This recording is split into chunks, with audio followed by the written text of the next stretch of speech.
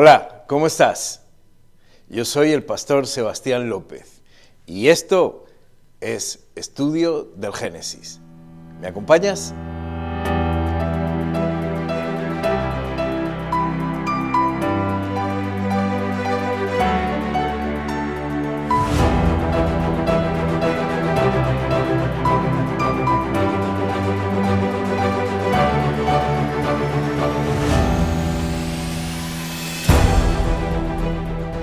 Nuestro tema de hoy nos marca 3 puntos asombrosos.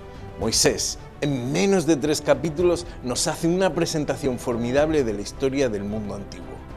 En primer lugar, nos va a contar que la familia que Dios salvó de la extinción no era ni mucho menos perfecta. Su estado moral era bastante cuestionable. Un padre tentado por el vino, un hijo irrespetuoso y con sentimientos depravados. Esta era la humanidad que poblaría el mundo postdiluviano. En segundo lugar, nos muestra los asentamientos y las distribuciones de las familias de la tierra, las cuales dieron origen a las naciones y a los pueblos, tal cual aparecen en la historia del mundo. Y por último, Moisés, el autor del libro del Génesis, el príncipe de Egipto, donde se construían ciudades y pirámides altísimas, nos cuenta el origen de la primera ciudad y de la primera torre. Veamos qué pasó, por qué sus consecuencias llegan hasta hoy.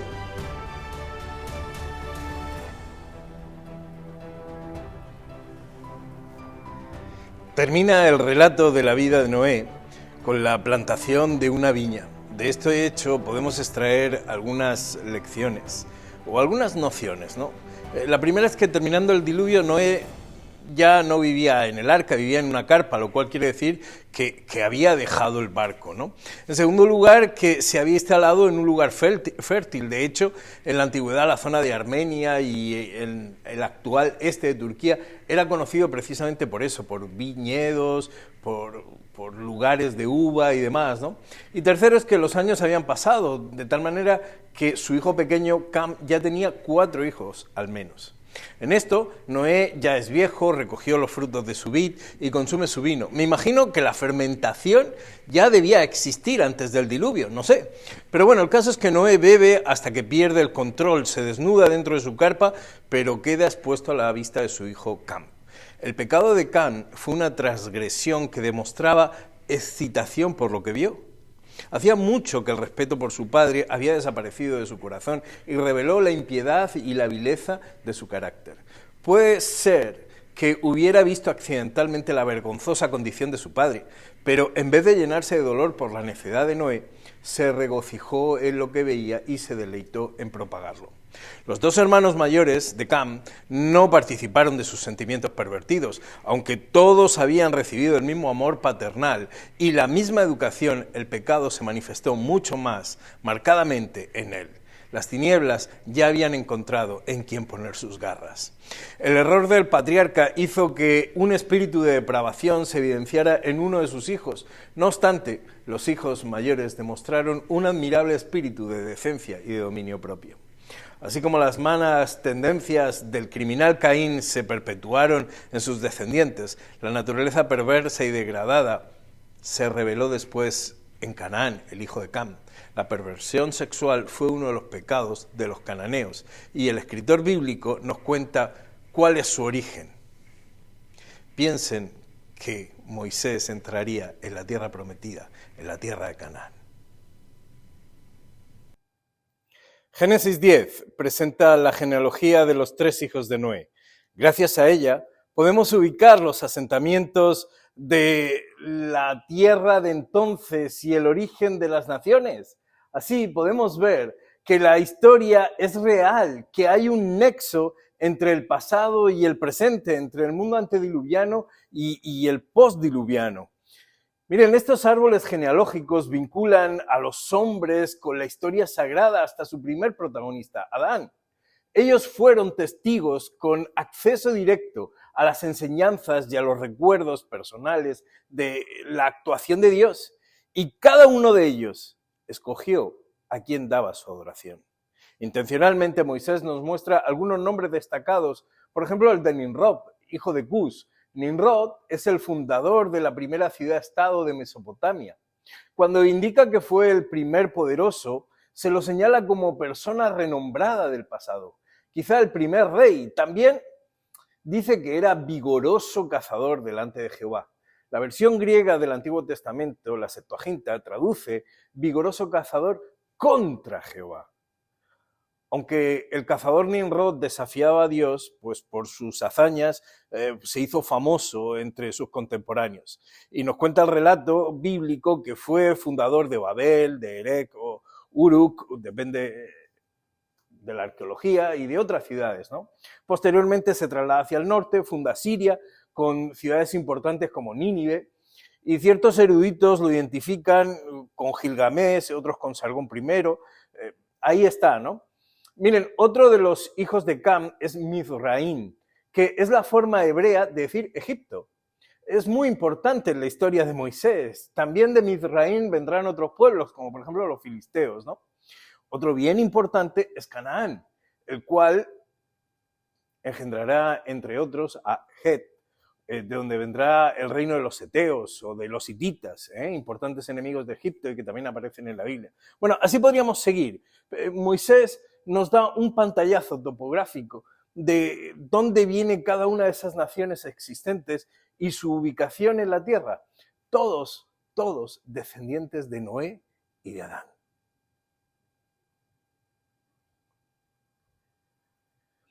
Tenía entonces toda la tierra una sola lengua, dice Génesis 11:1, y unas mismas palabras. En el verso 4 dice, y dijeron los hombres, vamos, edifiquemos una ciudad y una torre cuya cúspide llegue al cielo, y hagámonos un nombre por si fuéramos esparcidos sobre la faz de toda la tierra.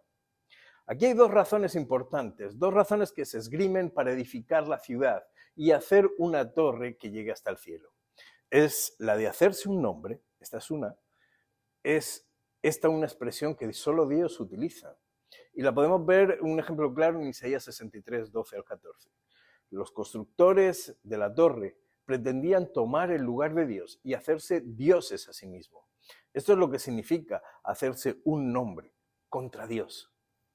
Todos los antiguos sumerios, como los egipcios o los acadios, todos crearon sus propios mitos en el pasado, personificando a sus dioses. Pareciera que Moisés está tratando de desmitificar o de mostrarnos dónde aparecen todas estas mitologías que se oponían a la verdadera divinidad. El matiz, llegar hasta el cielo, también es muy interesante. Los descendientes de Noé procedían de las montañas de Ararat, habían visto las cumbres o habían vivido en cumbres de más de 15.000 pies de altura. ¿Qué sentido tenía construir una torre cuando aquellos montes gozaban de una altura descomunal? Pues mira, yo creo que quizá para llegar al cielo tenía más que ver con el nombre de la ciudad de Babel, que significa la puerta de los dioses. Buscaban una puerta que les conectara con lo eterno. Recuerden que el enemigo les había prometido que serían igual que Dios. Piensa en lo que el mundo antediluviano perdió el Edén, y ahí estaba la puerta que conectaba con lo eterno. Ahora el nuevo mundo carecía de ese contacto con el más allá. Para las antiguas civilizaciones el contacto con los dioses era importantísimo. Saber que los soberanos eran los que podían abrir esa puerta o tener comunicación directa con el mundo celestial era vital para sostener su hegemonía. Los templos babilonios cumplían esa función. Cuando ellos construían un zigurat, esas pirámides escalonadas, en la cima se encontraba el templo del dios y allí se conectaba con el otro mundo. Buscar la puerta de conexión con los dioses era una obsesión de los reyes y del mundo religioso de entonces. Piensa o recuerda a Daniel. Muchos siglos después, también precisamente en la tierra de Sinar, donde Nabucodonosor tiene Babilonia, encuentra a Daniel y dice que con Daniel mora la sabiduría y el espíritu de los dioses santos. La verdad es que me encantaría explayarme sobre esto, pero bueno, el tiempo no me deja. Mira, otro matiz es el de evitar ser dispersados. El plan de Dios para la humanidad consiste en llenar la tierra. Para ello es necesario que el hombre se extienda sobre ella, no que se concentre. Dios quiere que el ser humano viva en medio de la naturaleza. Dios lo protegería y lo bendeciría. Pero el humano no confía en Dios. Quizá pensaba que permaneciendo juntos serían más poderosos, estableciendo un reino se harían más fuertes. No necesitaban a Dios. Sus leyes, sus mandatos eran despreciados por ellos. Buscaban la seguridad y el conocimiento, pero no la seguridad y el conocimiento que Dios les ofrecía.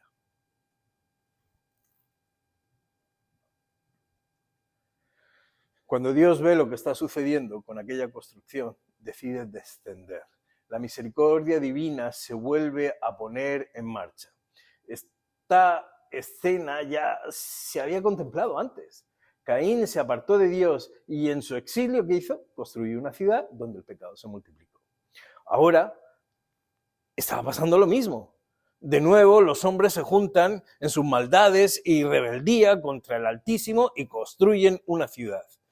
Toda la empresa tenía por objetivo exaltar aún más el orgullo de quienes la proyectaron, apartar a Dios de sus mentes y de las mentes de todos los que estaban allí y de las generaciones futuras y llevarlos, por supuesto, a la idolatría.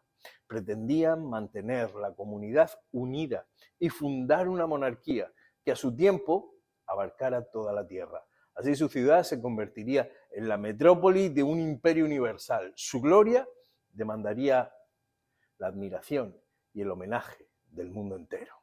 El libro Patriarcas y Profetas dice que querían ascender a la región de las nubes para descubrir la causa del conflicto, para encontrar a ver dónde estaban aquellas ventanas que se abrieron. Qué curioso, cuando la maldad llena la tierra, es cuando Dios desciende. Al contrario de los otros mitos y los otros dioses, Dios viene al mundo cuando el pecado más lo llena de tinieblas. Y esto me hace pensar en Jesús y en su venida. ¿A ti no?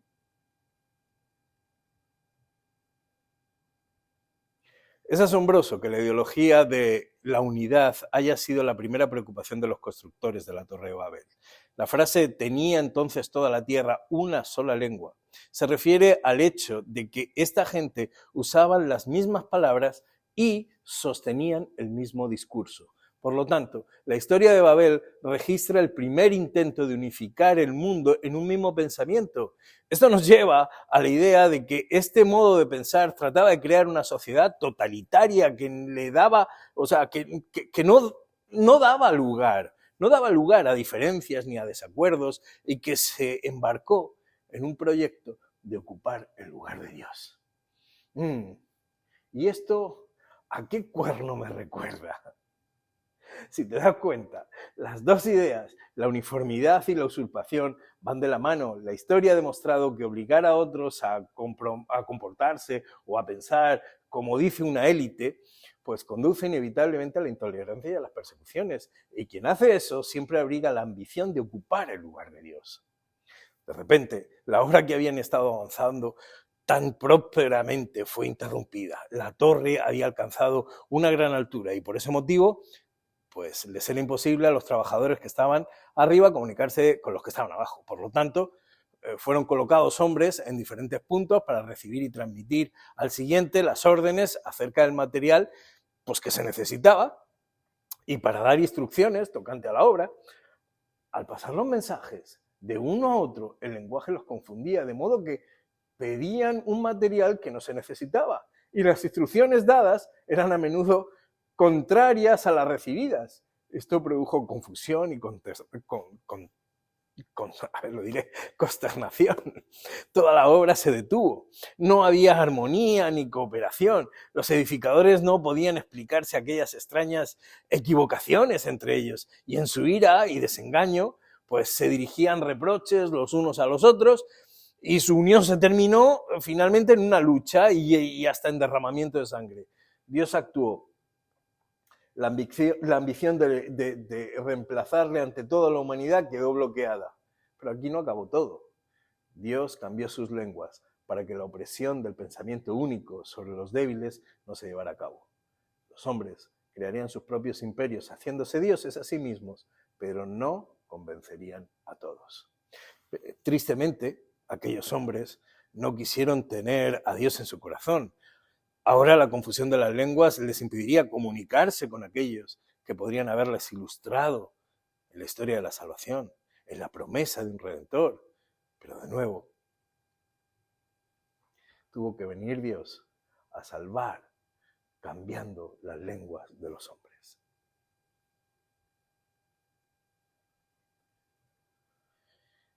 Los planes de los constructores de la Torre de Babel terminaron en vergüenza y derrota.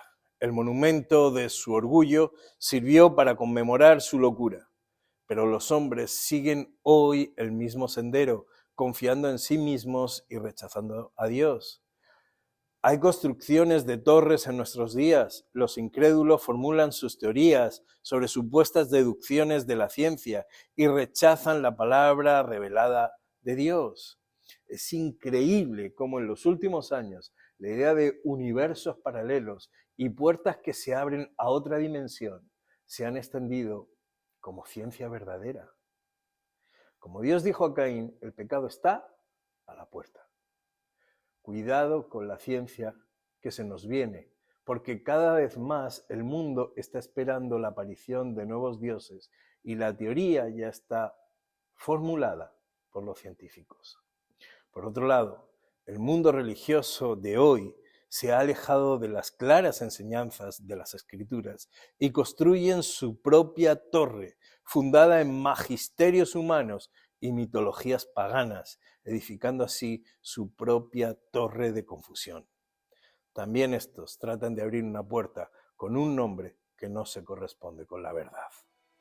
Pero la puerta del cielo se abre desde dentro y no hay nadie que haya entrado allá y pueda abrirla. Solamente hay uno que es el alfa y el omega, el primero y el último, aquel que tiene las llaves del cielo, que abre y nadie puede cerrar. Ese es Cristo y hoy te llama para que no permitas que los dueños de las torres humanas te desalienten o te confundan. Él viene muy pronto y quiere darnos la salvación eterna. ¿Quieres aceptar tú su invitación? Él te está llamando y Él te abre las puertas del paraíso. Si te ha gustado este tema, suscríbete y recibirás el primero la lección. Y por favor, dale al like. Este gesto es importante para la confección del programa. Gracias.